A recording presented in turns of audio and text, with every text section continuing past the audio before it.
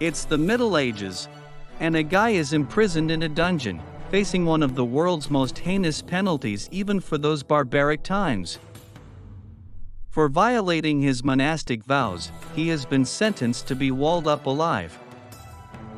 He works out a bargain with the people who want him dead.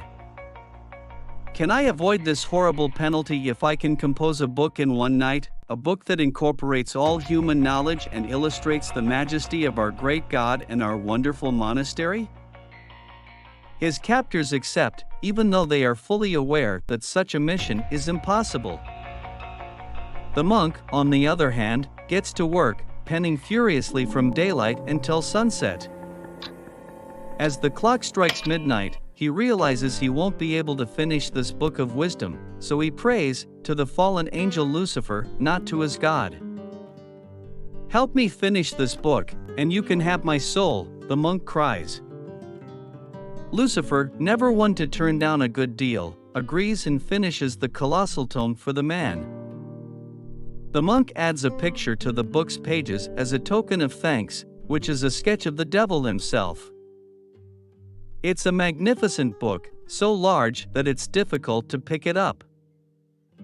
It had the entire Latin Bible, as well as tales from ancient history and a tremendous understanding of medicine.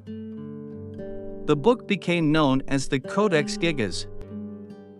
In Latin, that simply translates to giant book. A giant it is, too. The 320 pages are made from vellum, which is a material made from animal hide that was often used for writing on.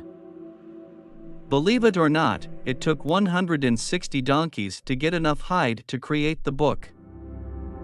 The total page count is unknown, as many pages went missing throughout history, and today only 310 remain still, quite the feat for a medieval scribe, especially if forced to write this book in just one night. The Devil's Bible is 36 inches tall, 20 inches wide, and 8.7 inches thick.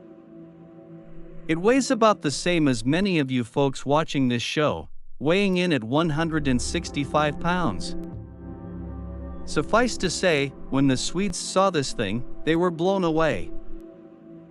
They'd seen nothing like it.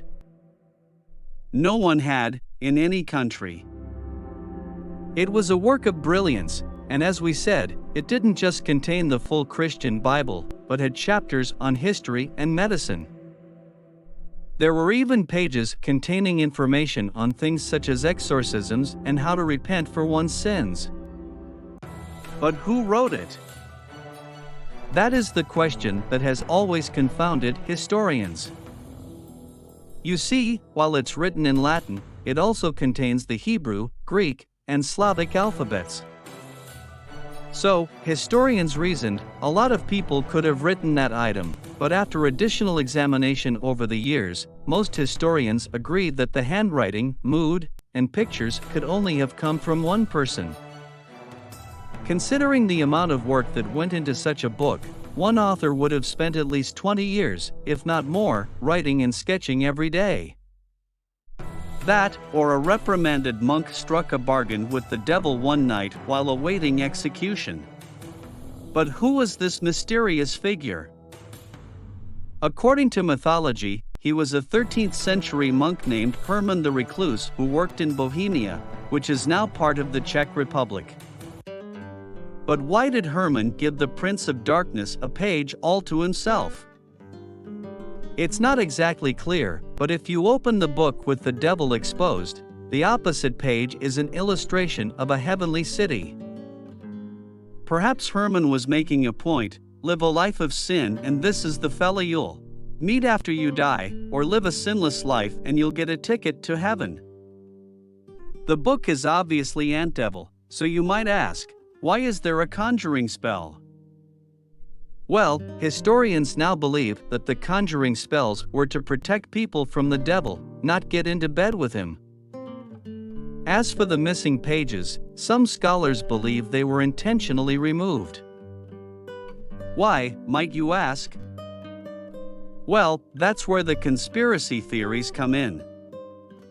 Maybe the lost pages contain something that mortals like you were never meant to see, or maybe they were just stolen, or perhaps in time the information on those pages was deemed offensive.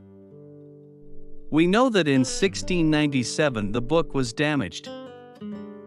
It was sitting in the Stockholm Castle in Sweden when the building caught on fire. In view of that accident, some people have said the Devil's Bible is cursed and will bring misfortune on anyone that goes near it. That's probably not true, since it's been sitting in the National Library of Sweden in Stockholm for a long time and it hasn't seemed to have cursed the place yet. On top of that, thousands upon thousands of people have seen it in that museum, and we expect they didn't get cursed either. Thanks for watching High Story. Leave like and comment and subscribe the channel.